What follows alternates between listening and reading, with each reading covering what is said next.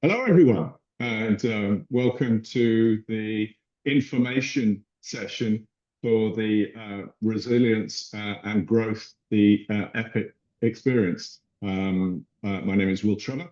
I am Vice Provost for Online Strategy and for TC Academy. And I'm very pleased to introduce TC Academy to you.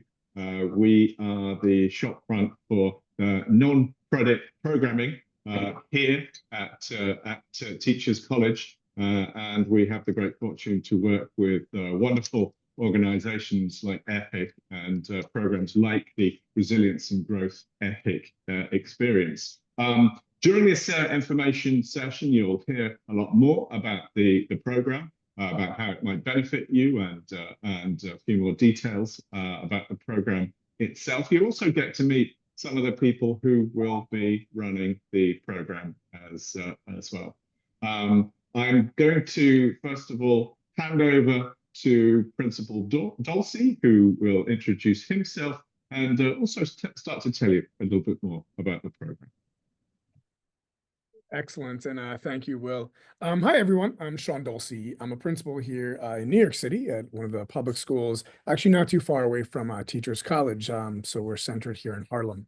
The focus of my school is on math, science, and engineering, but the focus in this journey is really how students are having experience or overcoming experiences of failure, understanding storytelling, and the psychology of all of that. So in our program for this summer, we're really excited to embrace students learning about several things, but we really are looking at this lens of failure. So part of the work you're going to do looks at how we hold on to what we highlight in our experiences. So over these 15 days of coursework, we want students having an experience. So first, we're highlighting the topic of failure sharing. That's your ability to kind of speak from the heart, but actually think through the words that you're hoping to convey to the audience. Next, we really want to hold on to the research experience that you're going to gain from the experience of this program. So you'll hear from different PhD students, you'll hear from different people that have published articles, and you'll also hear from individuals that have the emotional and social cultural background to talk about how all of this lives with us and sort of around us. And then last, we're going to learn to speak about the psychology of failure, the cognition, and the affect or the emotion and what that experience encompasses. So you'll learn research skills that are going to enable you to not only conduct an interview, but see how one would code an interview. You'll see how Dr. Lynn in her lab has coded interviews in the past. You'll understand why we look at an interview and why we sort of dissect what's happening in that. And then you'll understand what you do once you have this massive amount of data as a researcher. So if you are excited about psychology, if you are willing to kind of put yourself out there with a little bit level of discomfort and learn more about how you can speak to challenges and obstacles, then we'd love to have you here for this summer program so you can see where there's success to gain and really learn to love psychology like the rest of us here on our team. I'm going to move things over to Kyung, who's going to share a little bit more about this. I think we're going to just pop to the next slides here. Let me just do an introduction. I'm sorry. Thank you, Gabby. So Dr. Lynn is the PhD extraordinaire here, the mind behind all of the things happening here at the EPIC Center. We're also working with Dr. Lovett, who can give a lot of background on the history of psychology and understanding that socio-cultural and emotional aspect, that affect that we kind of go through from the psychotherapy and the counseling side of all of this. There's myself, Mr. Dulcie, the principal, and then the two wonderful individuals, excited every summer to work with them. We have Gabby Lamano and Kian Wang.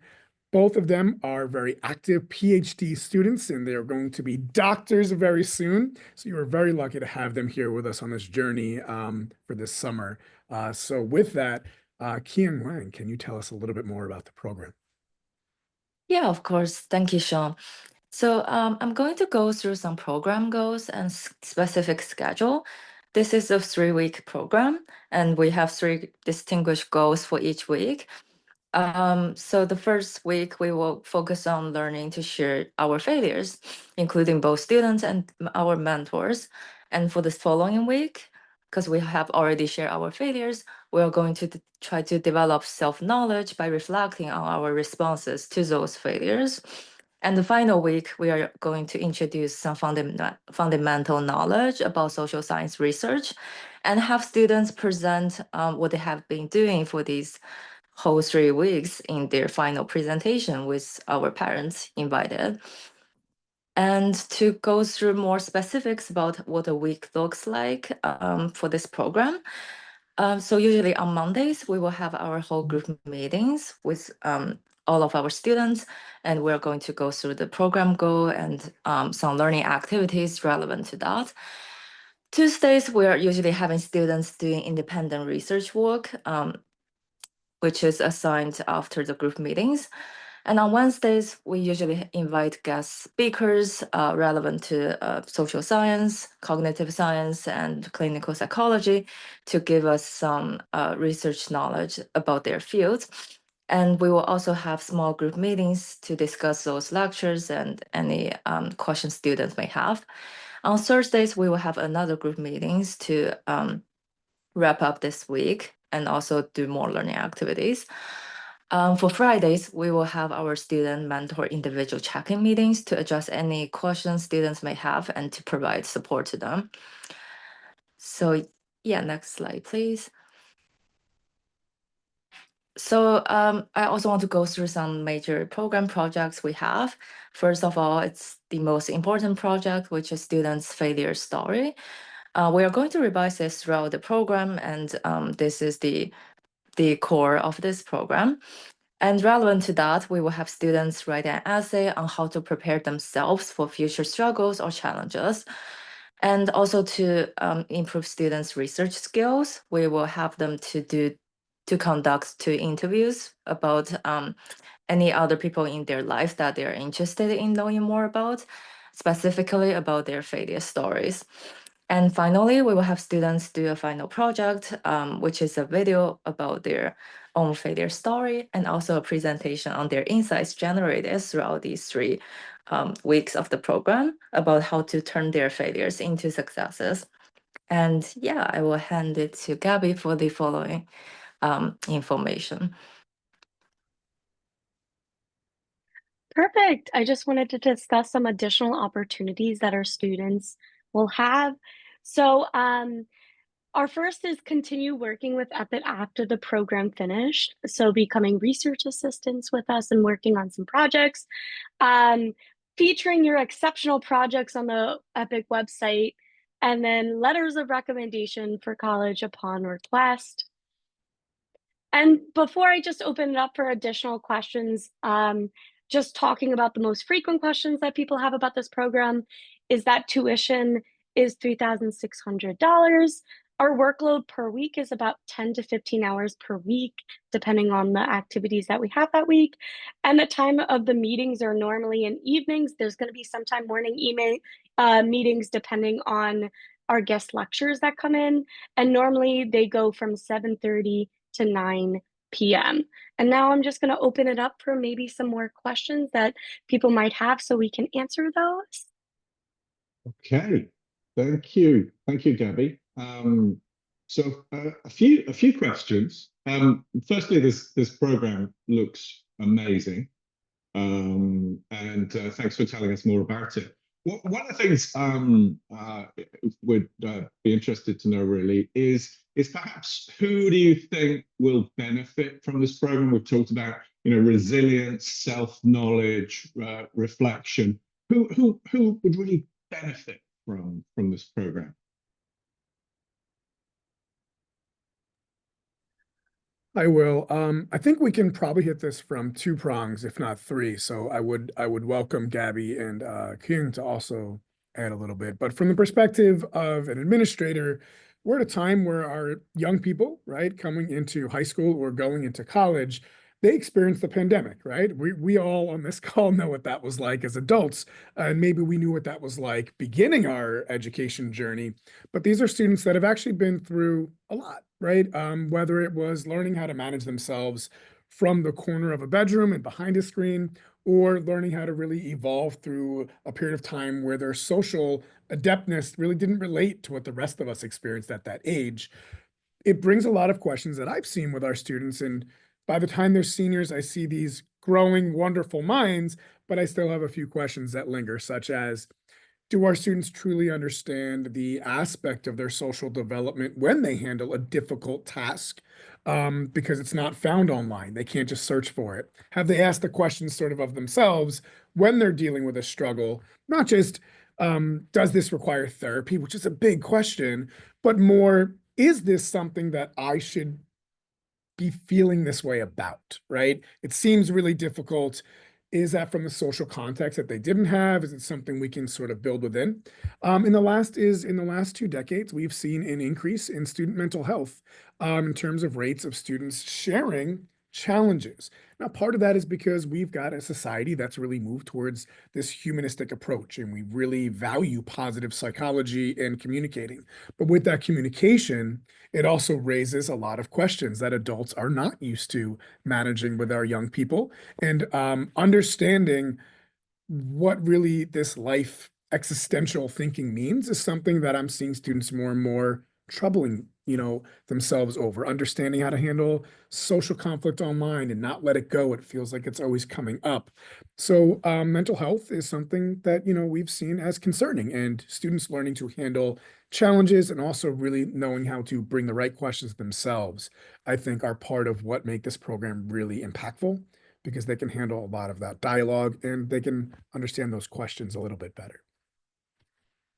Thank you so much. So very, very relevant, very topical for folks' needs today. Thank you. Some specific questions that we often get coming in.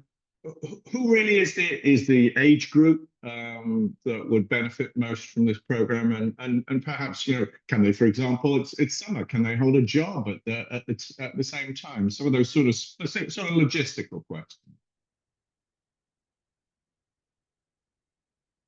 Gabby, or Ki Ying, I don't know whether that might be one for you. Yeah, so I can answer that. I really think this program is targeted to any young adult really going through any period of time. We can all reflect on failure, but I would say anybody in high school, going into high school, this is a really great time that they're able to reflect and then think about their challenges and communicate that. Can they hold a job? I think that's a great question. As I discussed a little bit earlier, the workload is kind of extensive at some points. I do think we have a very great breakdown of the schedule of when they are with us and how we have us helping them on projects. So I do think that they can hold work and have other activities. We've definitely had a lot of students that go to sports camps that have a bunch of other extracurricular activities that they do while doing the program, and they've done fabulous, and they've really transformed this program for them. So I do think that's they are capable of doing that in this program, and hopefully that answers some of those questions. That does. Thanks, Gabby.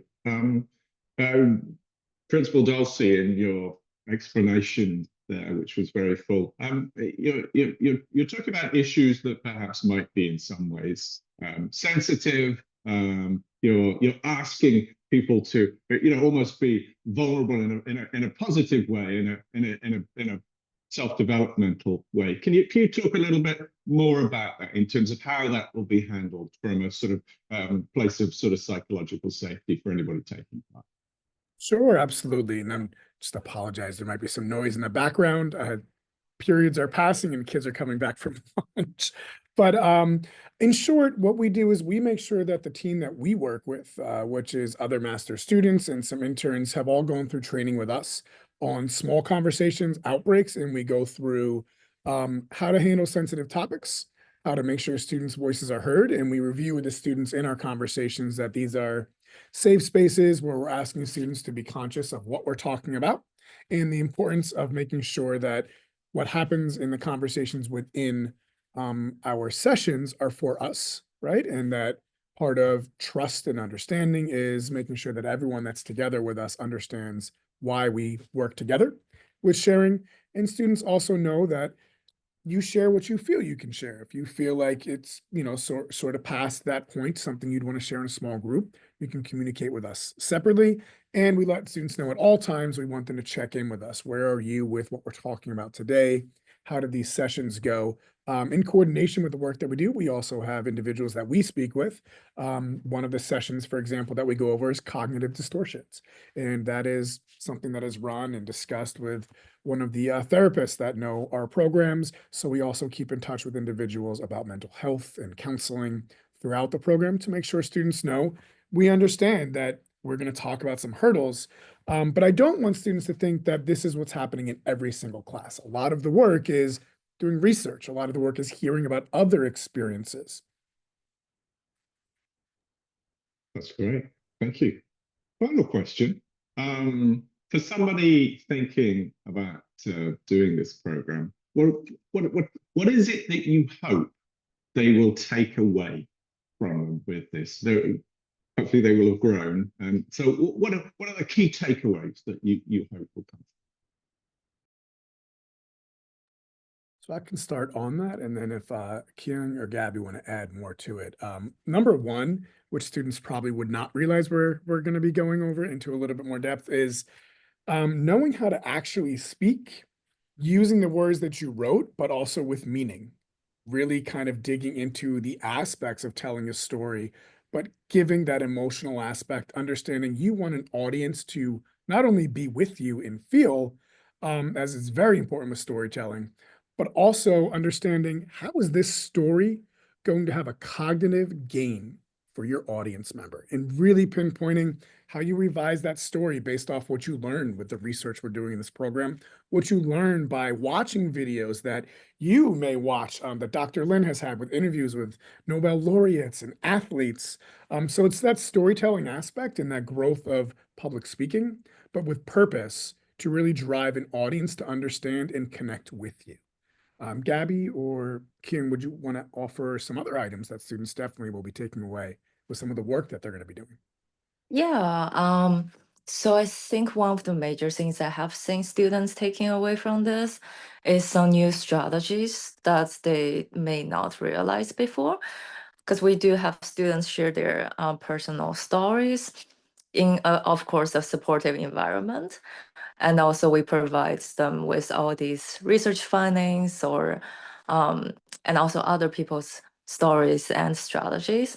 So students usually will figure out like, oh, maybe I should do that at the time. Maybe that will change the results to even a better ending than it's right now. Like those sparks of new knowledge is what we usually see students getting in the end of the program. And another thing is it's kind of relevant to the previous question about psychological safety. Yeah, reviewing failure could be very sensitive, could be very vulnerable. But as I said, we try our best to provide a very supportive and safe environment for everyone to speak what they feel comfortable speaking about. And with the expertise of, clinical psychologists, we do think our students can handle that challenge. And also, essentially, everyone from the previous round did give us very positive feedback about this process. So yeah, I think that's the 2 points I want to add to what Sean already said. Okay, thank you very much. And for those of you who have been now heard more about the program, would like to either reach out and ask any specific questions, please do. If you'd like to apply, there is an application form. If you make your way to tc.columbia.edu/TC Academy, you will find more details about the EPIC Summer Experience. Those dates again are July the 7th to the 25th. And it just remains to me to say Principal Sean Dulcie, Ki-Yin Wang, and Gabby Lamano, thank you very much for your time today, and thanks very much for telling us more about the EPIC Summer Experience. We hope to see more of you students taking part in the program this summer. Thanks very much. Thank you, Will.